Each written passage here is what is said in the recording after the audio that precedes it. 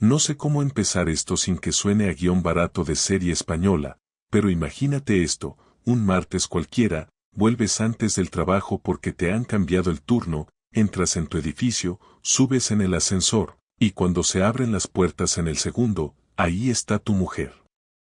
Con otro tío.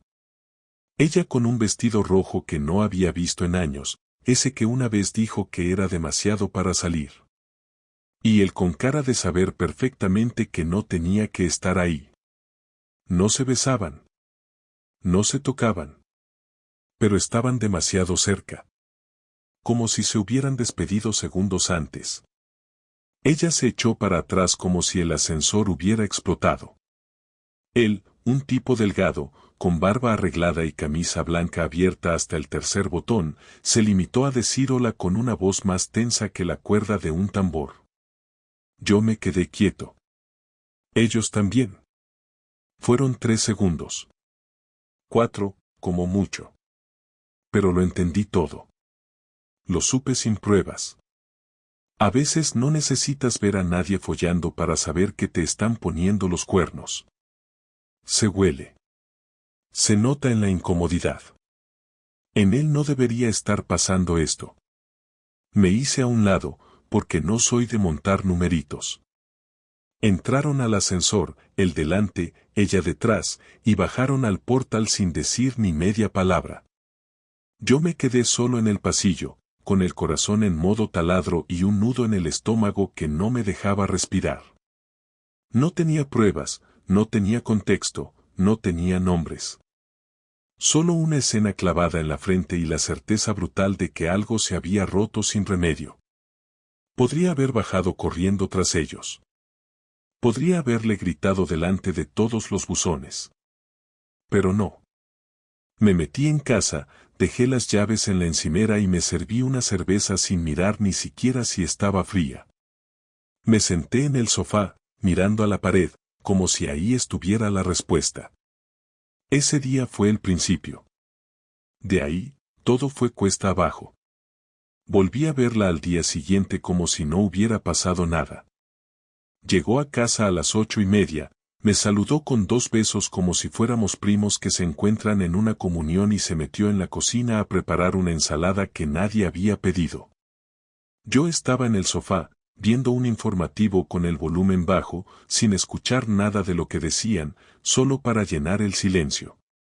Ella hablaba del trabajo, de una compañera nueva que se pone perfume como si fuera ambientador, de lo mal que están las ventas, del jefe que se cree gracioso y solo cuenta chistes de cuñado.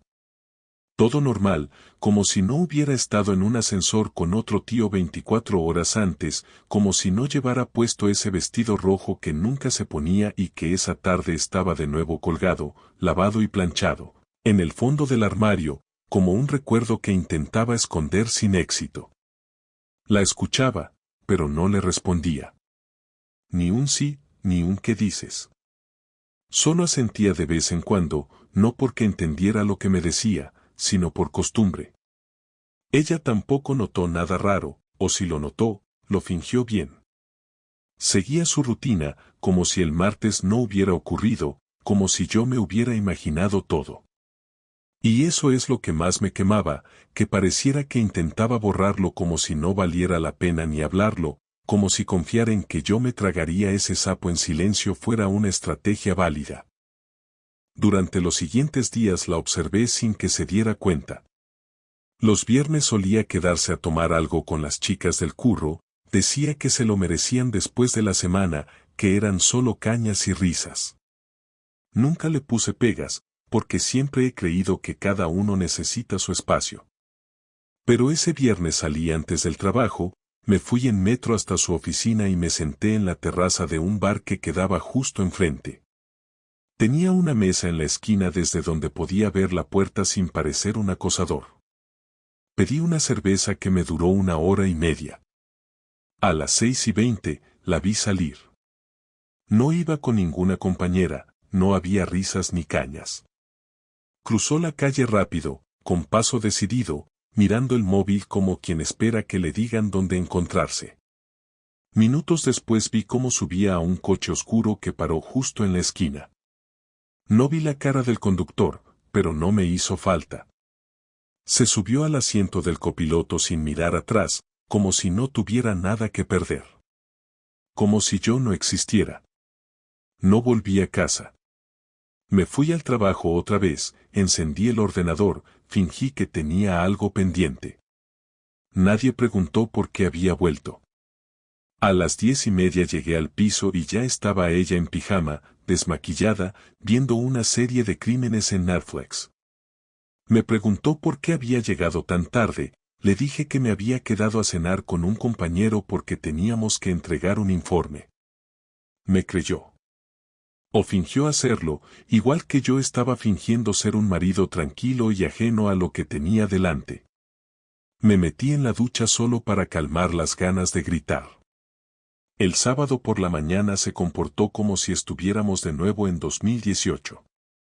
Me preparó café, me ofreció tostadas con tomate como le gusta a ella, me preguntó si quería dar un paseo por el parque, incluso me besó en la mejilla mientras lavaba los platos. Su actitud era tan ridículamente normal que me sentía el loco por sospechar. Pero no podía olvidar lo que había visto. Esa manera de moverse, la prisa al subir al coche, el móvil siempre boca abajo, la risa forzada cuando le sonaba un mensaje y me miraba para ver si yo reaccionaba. Todo estaba ahí, gritándome que algo no encajaba, que esa rutina tan perfecta era una máscara. Esa noche, después de cenar, le propuse ver una película en el salón. Se sorprendió, porque hacía semanas que ni compartíamos sofá. Aceptó encantada, se acomodó a mi lado, puso su cabeza en mi hombro, hizo comentarios durante la película como si realmente estuviera conectada conmigo. Yo no veía nada. Solo pensaba en el coche, en el tipo del ascensor, en si se volverían a ver. Pensaba en cuánto tiempo llevaba la cosa. En si fue solo un error de una vez o si esto era una historia con capítulos que yo ni sabía que existían. Me sentí un invitado en mi propia vida. La noche fue tranquila. No intentó acostarse conmigo. No hubo sexo. Ni siquiera se acercó a besarme cuando se fue a dormir.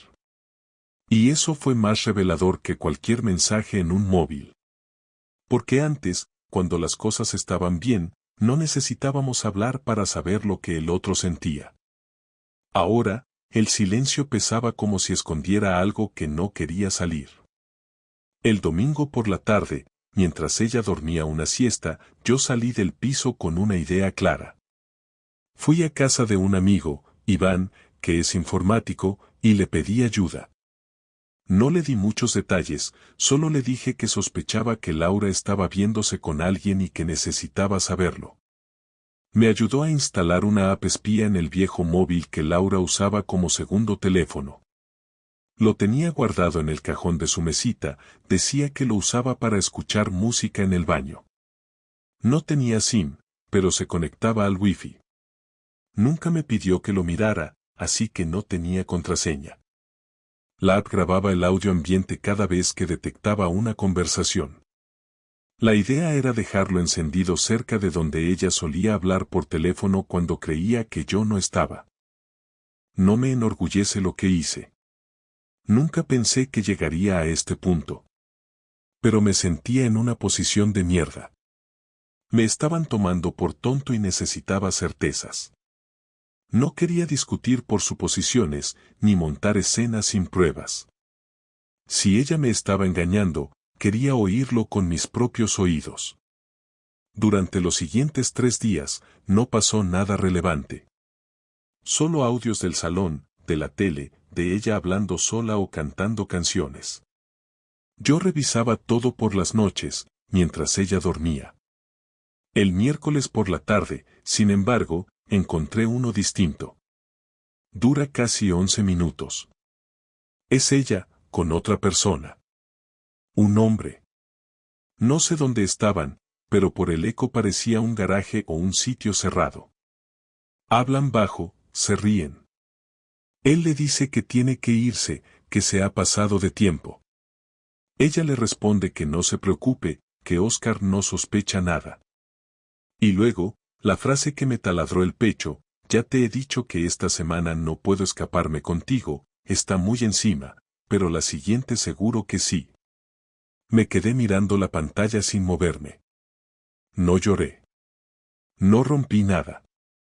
Solo sentí un calor en el pecho, como si me hubieran abierto en canal y se hubieran llevado algo importante. Era real. Ya no eran sospechas. Ya no era una escena en el ascensor.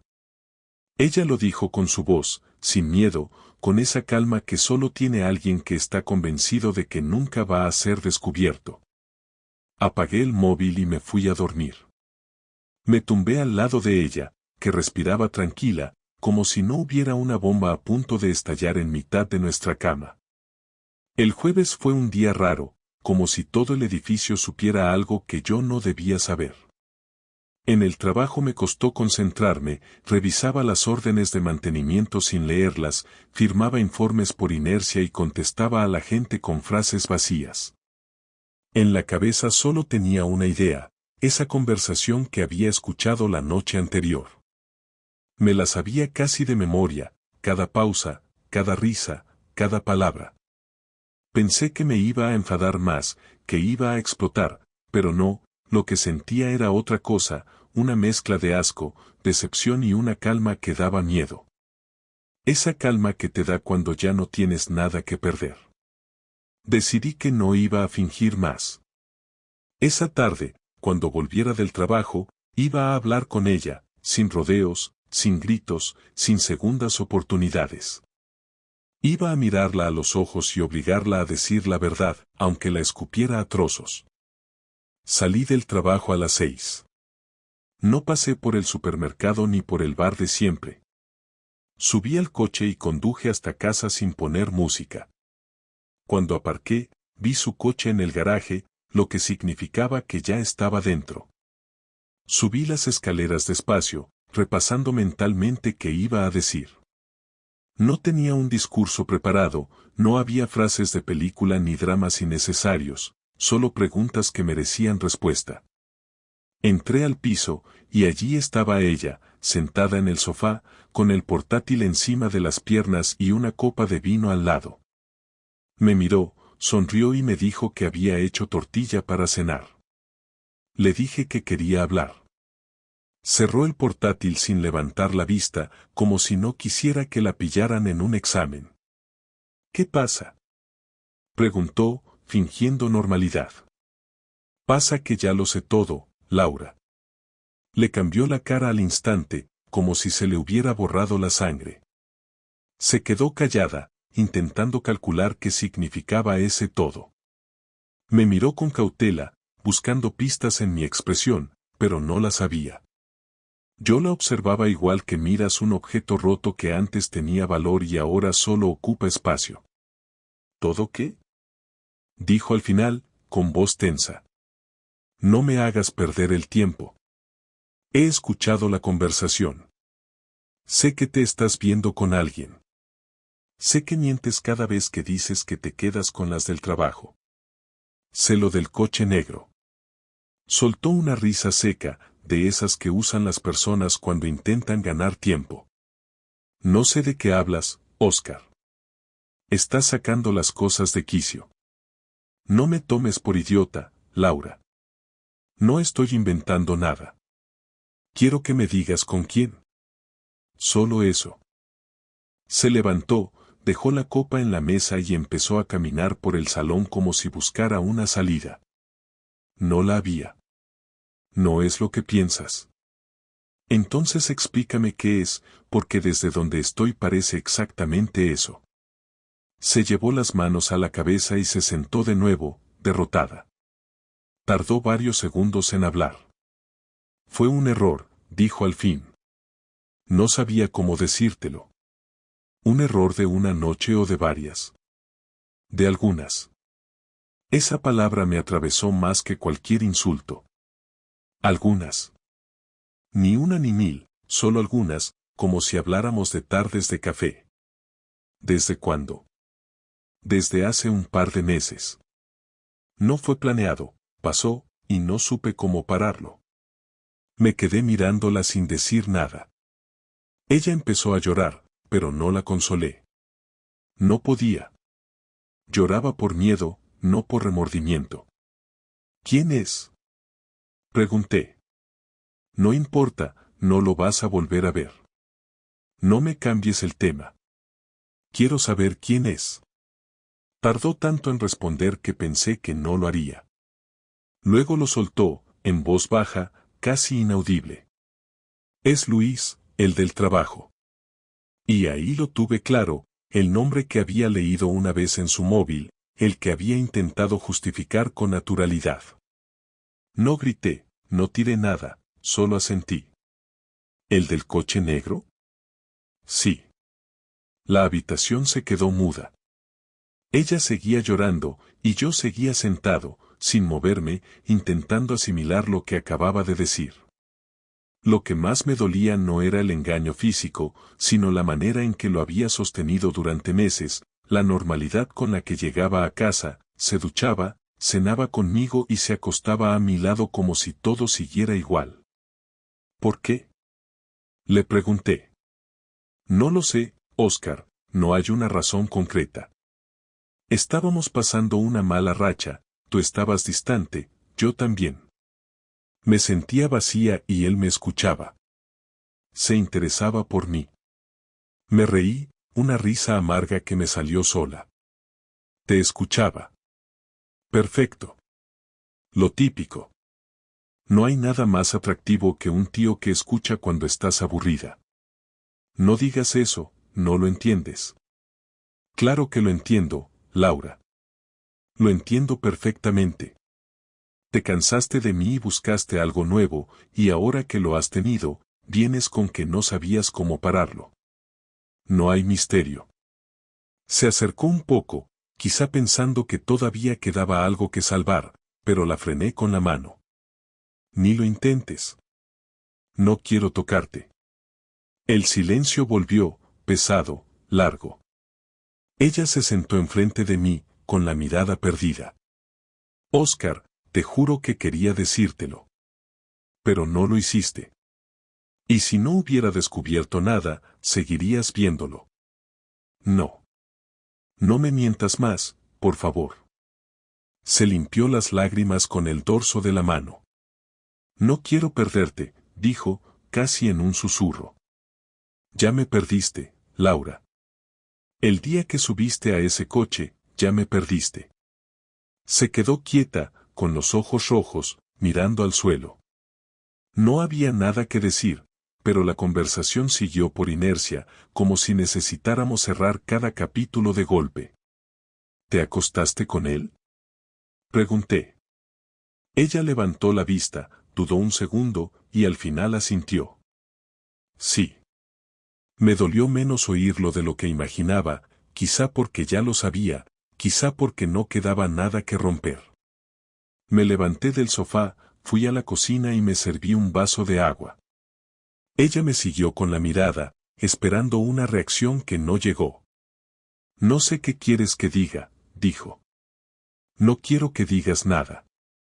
Quiero que escuches. Vamos a hacer las cosas bien. No quiero escenas, ni gritos, ni dramas. Pero no pienso compartir techo contigo. Oscar, por favor, no tomes decisiones ahora, no estás pensando con claridad. Estoy pensando mejor que nunca. Te has follado a otro y has mentido durante meses. No hay mucho que analizar. Se levantó, vino hacia mí y me agarró del brazo. No fue por falta de amor, te lo juro. Pues menos mal, porque si llegas a dejar de quererme, me envenenas. Se apartó, derrotada. Su respiración era irregular, las lágrimas le seguían cayendo, pero no dije nada más. Me fui a la habitación, saqué una maleta del armario y empecé a meter ropa sin orden. Ella me seguía, suplicando, pidiendo que habláramos más tarde, que le diera una oportunidad, que podía explicarlo mejor. No la escuchaba. Solo oía ruido. Cuando terminé, me puse la chaqueta, cogí las llaves y me dirigí a la puerta. ¿A dónde vas? Preguntó. A cualquier sitio donde no estés tú. La dejé allí, en medio del pasillo, con la cara empapada y los hombros caídos. Bajé las escaleras sin mirar atrás, salí del portal y respiré el aire frío de la calle como si fuera la primera bocanada limpia en semanas. Me subí al coche, encendí el motor y conduje sin rumbo, solo para alejarme de ese edificio, de esa mentira que había sido mi vida los últimos meses. Esa noche dormí en casa de Iván. No le conté los detalles, solo que lo había confirmado todo. Me ofreció una cerveza y no dije que no. Estuvimos hablando hasta las 3 de la mañana, sin entrar en emociones, solo hechos, porque si empezaba a hablar de cómo me sentía, iba a perder el control. Cuando me acosté en el sofá, con una manta que olía a tabaco y detergente barato, me quedé mirando el techo largo rato. No dormí. No podía. Cada vez que cerraba los ojos veía su cara diciendo no quiero perderte, y me preguntaba si alguna vez lo dijo en serio o si era solo otra manera de no quedarse sola. A las 7 me levanté, me lavé la cara y salí sin despedirme. No tenía un plan, solo la necesidad de mantenerme en movimiento. Sabía que la calma que había mostrado no iba a durar mucho, que en algún momento la rabia iba a salir, y cuando saliera, iba a hacerlo con todo. Esa mañana, después de salir del piso de Iván, me senté en el coche sin saber exactamente qué hacer. No podía volver a casa y tampoco quería quedarme allí tirado en el asiento de un coche como un tipo que acaba de perder una apuesta. Encendí el motor y conduje sin rumbo fijo por la M40 durante casi una hora, pensando en todo lo que había pasado. No tenía tristeza, ni compasión, ni siquiera ganas de entenderla.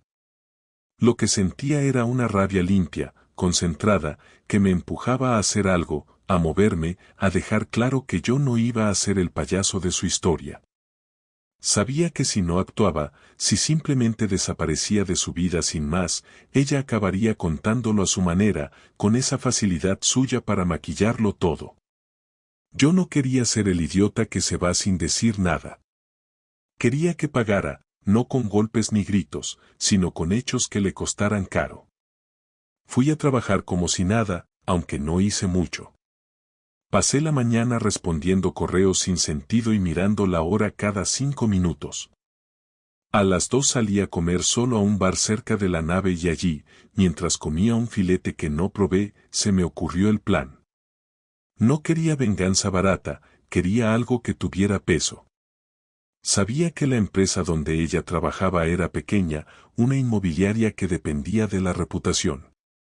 Si su aventura era con Luis, su compañero, no tardarían en relacionarlo si alguien se encargaba de poner la información en el sitio justo. No iba a inventar nada, solo iba a dejar que otros vieran lo que ya existía. Esa misma tarde, después del trabajo, fui a la copistería de un polígono donde nadie me conocía y pedí que imprimieran unas copias de los extractos de audio que aún tenía guardados en la nube. No eran grabaciones completas, solo fragmentos de las conversaciones que había oído. Había una parte donde se reían hablando de lo fácil que era engañar, otra donde ella mencionaba que Luis se quejaba de su jefe y otra donde ella decía que se verían en un hotel. Pedí que las transcribieran, con las iniciales cambiadas, para que pareciera un testimonio anónimo. Pagué en efectivo, recogí las copias y las guardé en una carpeta. Luego me fui a un locutorio, creé una cuenta de correo falsa y empecé a preparar el envío. No a cualquiera, sino a la dirección de recursos humanos de su empresa y al correo general que aparecía en su página web. El mensaje era sencillo: no es asunto mío lo que hagan sus empleados fuera del trabajo, pero quizás deberían saber que 2 de ellos están manteniendo una relación que podría afectar a su imagen y a la confianza de sus clientes. Les adjunto información que quizá quieran revisar antes de que llegue a oídos de otros. No firmé. No usé palabras que me delataran. Lo envié a las 9:10 de la noche, justo cuando imaginé que nadie lo vería hasta el día siguiente. Borré el correo, apagué el móvil y me quedé en el coche, mirando la pantalla apagada, esperando una sensación de alivio que no llegó.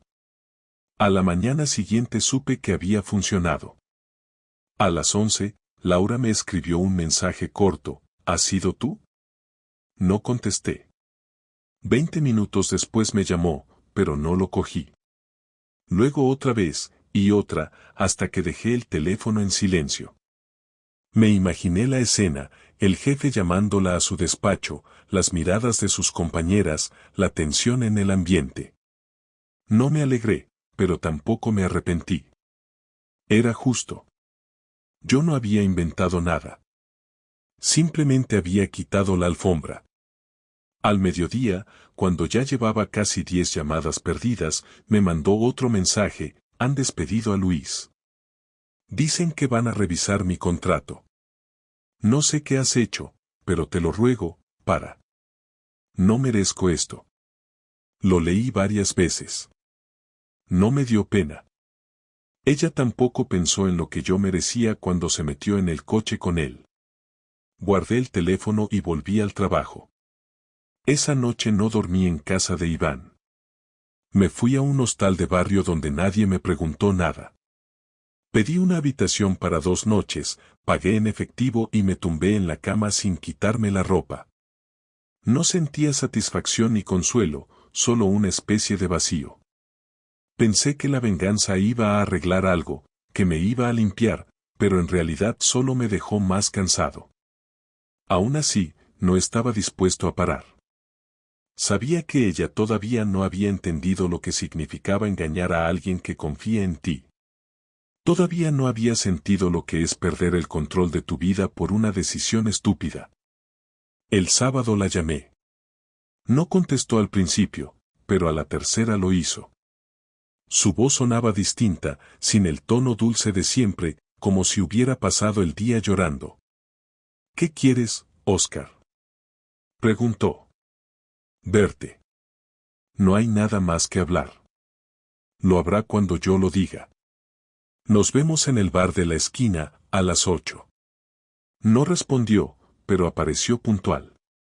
Llevaba la cara cansada, sin maquillaje, el pelo recogido de cualquier manera. Se sentó frente a mí y pidió agua. Yo pedí una cerveza. Nos quedamos callados unos segundos. ¿Te han despedido?, dije. No, pero estoy suspendida. Me han quitado los clientes y me han dejado en casa hasta que revisen todo. A él lo echaron ayer. Una pena. No sabes lo que has hecho, Oscar. Has destrozado mi trabajo, mi reputación, y todo porque no soportas perder el control. No, Laura, lo he hecho porque tú me lo quitaste primero. Me miró como si no reconociera a la persona que tenía delante. Eres cruel, dijo. No. Solo justo. Bebí un trago y la observé. No intentó disculparse. No intentó negar nada. Solo estaba allí, asumiendo el golpe. ¿Qué vas a hacer ahora?, pregunté. Buscar otro trabajo, supongo. No puedo quedarme aquí, todos lo saben. Pues mira, ya tienes un motivo para empezar de cero, como querías. No respondió. Se levantó después de unos minutos, dejó un billete sobre la mesa y se fue sin mirar atrás. Me quedé solo con la cerveza medio llena. No sentí orgullo, solo una calma incómoda, una sensación de haber cruzado una línea que no tenía marcha atrás. Los días siguientes fueron extraños. No me llamó más. Su madre me escribió por WhatsApp, preguntando si sabía algo de Laura porque estaba muy mal. Le respondí que no tenía nada que decirle. Mi madre también me llamó para pedirme que no me cerrara en banda, que hablara con ella, que 8 años de matrimonio no se tiran por la borda por una aventura. Le contesté que no era una aventura, que era una humillación. El lunes siguiente fui al piso por la tarde. Tenía que recoger mi ropa y algunos papeles. Cuando entré, el salón estaba lleno de cajas. Ella estaba empaquetando cosas. No dijo nada. Yo tampoco. Caminé hasta el dormitorio, abrí el armario y empecé a meter mis camisas en una maleta. ¿Te vas definitivamente?, preguntó. Sí. No quiero quedarme aquí sola. No es mi problema. Guardé el último par de zapatos y cerré la maleta. Ella estaba de pie en la puerta, con la mirada vacía. No esperaba esto de ti, dijo. Yo tampoco esperaba que te acostaras con otro. La frase la dejó sin palabras. Me aparté, pasé por su lado y salí del dormitorio.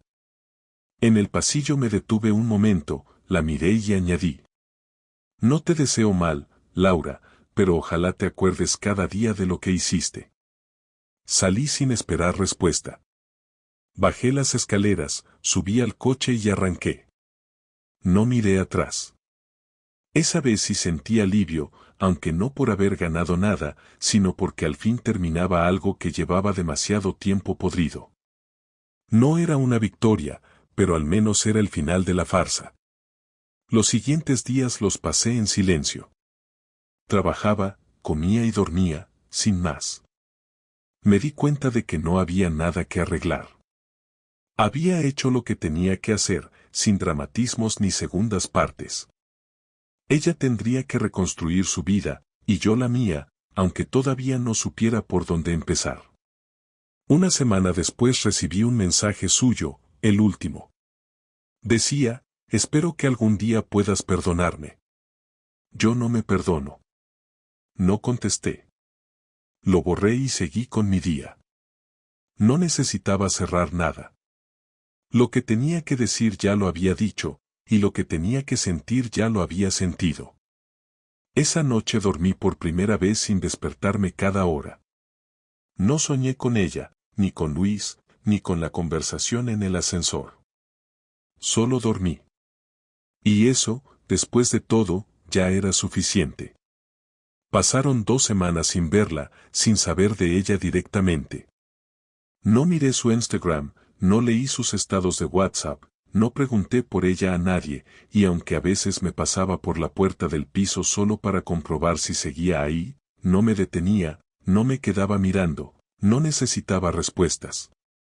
Me bastaba con la certeza de que yo ya no era parte de esa historia.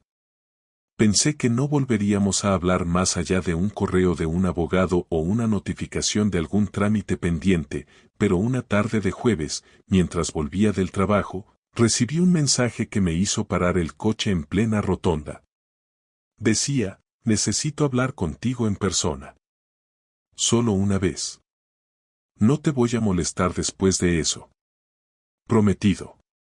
Me quedé mirando la pantalla unos segundos y, sin saber muy bien por qué, respondí con un vale y le propuse vernos el sábado por la mañana en la cafetería donde solíamos ir los domingos antes de hacer la compra.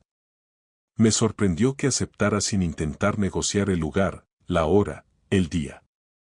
Respondió ahí estaré y no volvió a escribir más. Llegué 10 minutos antes, pedí un café solo y me senté en la mesa más alejada de la puerta. Ella llegó puntual, vestida con ropa sencilla, el pelo recogido y sin maquillaje. Se notaba que no había dormido bien. Se sentó delante de mí y pidió un té. Nadie habló durante el primer minuto. Solo se miraba las manos, nerviosa. Al final fue ella quien rompió el hielo. Gracias por venir, dijo. No hay de qué, respondí sin mirarla. Se quedó en silencio un rato más, como si no supiera por dónde empezar, como si hubiera preparado algo mentalmente y se le hubiera olvidado justo al sentarse. Sé que no tengo derecho a pedirte nada, pero necesitaba cerrar esto contigo. No me vale con un portazo, con un silencio. Necesito que al menos sepas lo que sentí, aunque no cambie nada. No dije nada. Solo bebí un sorbo de café y la observé. Tenía la voz más baja, como si cada palabra le costara esfuerzo. No quiero justificarme. Sé que lo que hice estuvo mal, que no tiene arreglo, y que te hice daño, mucho daño. No voy a pedirte que me perdones, pero sí quiero que entiendas que no fue por falta de amor. Eso me hizo reír, pero no de burla, sino por la repetición. Eso ya lo dijiste, Laura.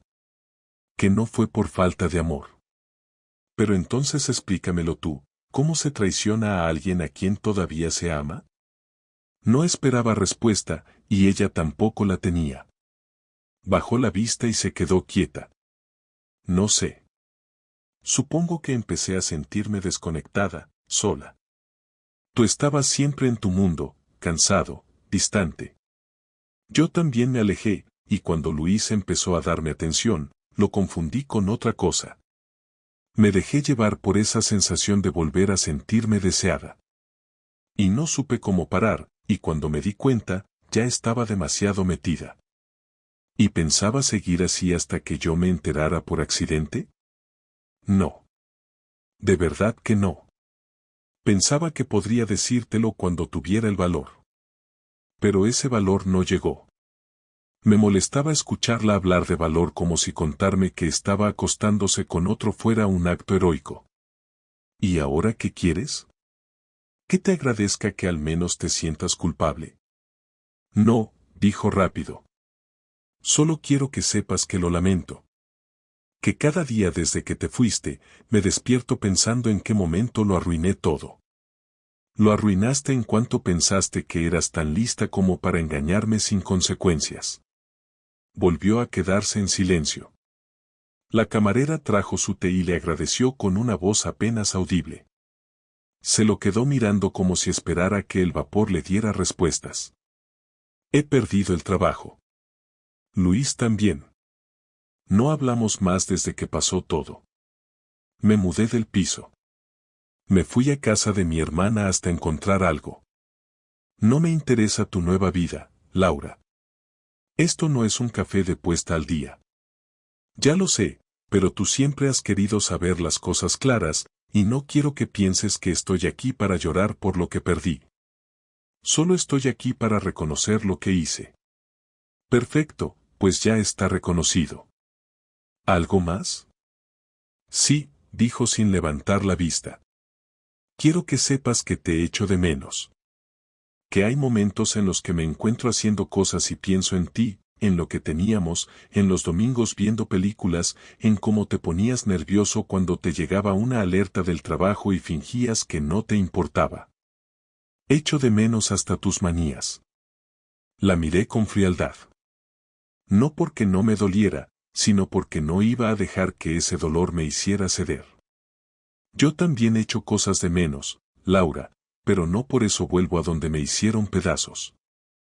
Ella asintió despacio. Me lo merezco, dijo.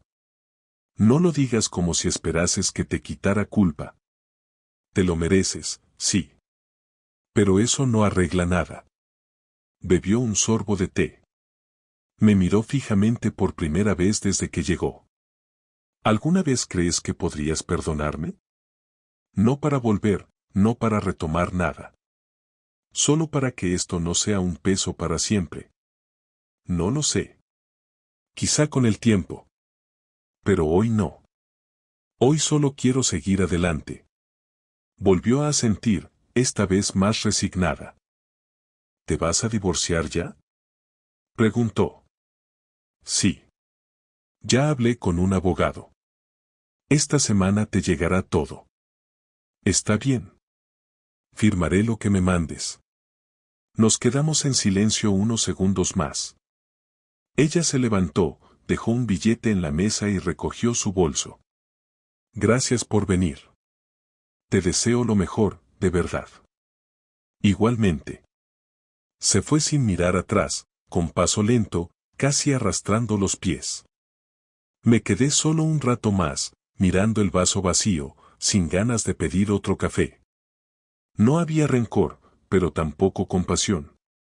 Había un cansancio profundo, como si hubiera terminado una etapa larga y agotadora. Me levanté, pagué lo que quedaba, salí a la calle y encendí un cigarro que llevaba meses sin tocar. No sabía si me hacía bien o mal, pero necesitaba algo que me centrara en el presente. El aire era fresco, el cielo estaba nublado, y por primera vez en mucho tiempo, no pensaba en ella. El divorcio no tardó tanto como imaginaba. No había hijos, no había propiedades en común, solo un piso de alquiler que se quedó ella porque no me interesaba volver a cruzar esa puerta. Firmamos todo en menos de 3 semanas. No hubo discusiones por dinero ni por objetos, no hubo reclamos de última hora, ni siquiera hubo una segunda conversación. Nos vimos en la notaría, con las caras apagadas, los ojos en los papeles, y apenas cruzamos palabras. Después de firmar, ella me dio la mano, no por cortesía, sino porque no se atrevía a abrazarme. Le devolví el gesto sin añadir nada y me fui sin mirar atrás, con una carpeta bajo el brazo y una sensación extraña en el cuerpo. No alegría, no alivio total, tampoco tristeza pura. Era más bien como cerrar la puerta de un sitio en el que estuviste demasiado tiempo y que ya no tenía nada que ofrecerte.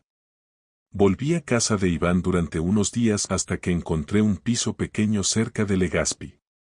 No era bonito, pero era limpio, tranquilo y tenía lo justo. Una cama cómoda, una mesa decente y una cocina que no usaba mucho porque comía casi siempre fuera. No tenía fotos, ni adornos, ni recuerdos. Me gustaba así. Me venía bien estar en un sitio donde nada me recordara a ella. Me dediqué a lo básico, trabajar, comer, dormir. No salía mucho, no hablaba con demasiada gente, solo lo justo para no perderme del todo. Algunos fines de semana quedaba con Iván o con mi primo Dani, que vive por la zona. Ellos no me preguntaban cómo estaba, y yo agradecía que no lo hicieran. Sabían lo que había pasado y no necesitaban detalles. Yo tampoco quería darlos. El tiempo pasaba lento pero constante. Cada lunes era igual al anterior. Y eso me vino bien. No quería emociones, no quería sorpresas. Necesitaba estabilidad, aunque fuera gris. Empecé a dormir mejor. Dejé de revisar el móvil por si ella escribía. No lo hizo. Nunca más. Y eso, al principio, me molestó un poco. Me preguntaba si realmente le daba igual, si su arrepentimiento era tan débil que no duraba ni un mes. Pero luego entendí que mejor así. Que si había decidido desaparecer del todo, lo mejor que podía hacer era respetar ese silencio. Yo tampoco tenía nada más que decirle. A los 2 meses del divorcio, me crucé con Luis por casualidad en el pasillo de un supermercado. Fue tan rápido que apenas me dio tiempo a procesar. Yo salía con una bolsa en la mano y él entraba con el móvil en la oreja. Cuando me vio, bajó el móvil, se paró en seco y me miró como si esperara que yo le rompiera la cara ahí mismo. No dije nada. Solo lo miré unos segundos y seguí andando. No por miedo, no por falta de ganas, sino porque ya no me importaba. Ese tipo ya no tenía espacio en mi cabeza. No era ni enemigo, ni rival, ni siquiera un recuerdo relevante. Solo era un error con patas. A partir de ahí empecé a cambiar algunas cosas. Me apunté al gimnasio. No para ponerme fuerte, sino para ocupar las tardes. Empecé a leer más, a salir a correr por Madrid-Río los domingos por la mañana. Hice limpieza en el móvil, borré fotos, chats, archivos. Eliminé todo lo que me ataba a una historia que ya no quería repasar. Incluso me cambié de número, no porque huyera de algo, sino porque quería una línea nueva, sin mensajes antiguos, sin llamadas perdidas de ella. Sentía que estaba construyendo algo desde cero, sin prisa, sin planes grandes, pero al menos era mío. A veces me preguntan si volvería a confiar en alguien, si me planteo conocer a otra persona, volver a empezar algo. No tengo una respuesta clara. Hay días en los que pienso que sí, que no quiero pasarme la vida solo, que me gustaría compartir cosas con alguien. Pero también hay días en los que pienso que ya tuve suficiente, que ya gasté la parte de mí que podía ofrecer amor sin condiciones, que ya no tengo paciencia para conocer a nadie, para volver a ilusionarme con palabras que pueden convertirse en mentiras. Por ahora, estoy bien así. No necesito más.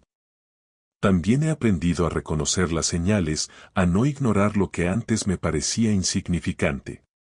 Cuando alguien empieza a alejarse, ya no lo justifico. Cuando noto que algo no encaja, ya no me callo.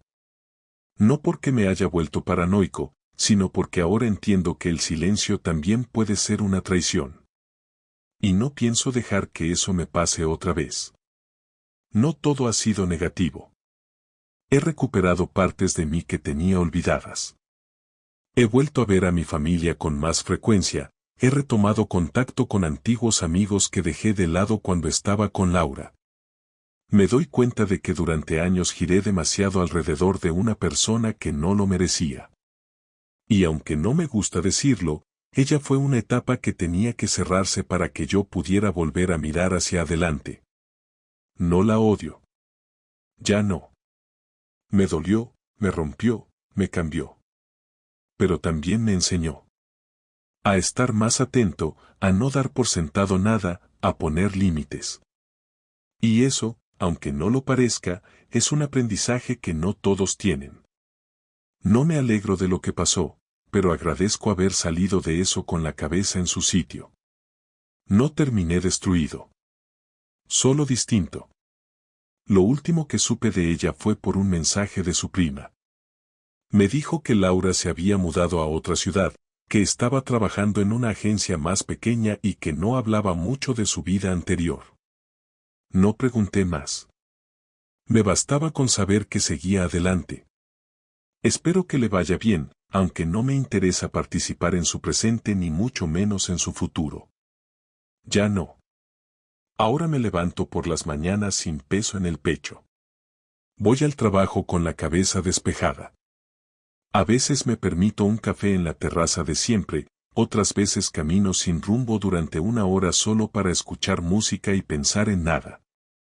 Tengo días malos, claro que sí, pero son menos. Y cuando llegan, ya no me arrastran como antes. Esto no es un cuento con final feliz. No hay redención, no hay reconciliación, no hay cierre perfecto. Pero hay paz. Y con eso, por ahora, me basta.